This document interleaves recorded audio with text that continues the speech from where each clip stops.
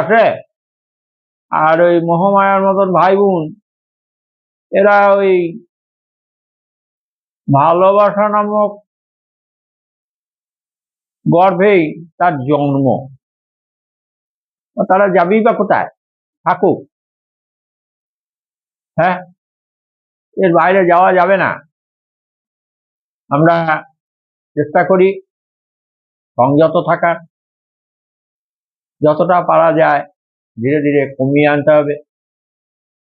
আর এই সংযম কেমন করে করা যায় এটা গুরুগৃহ থেকে শিখতে হবে।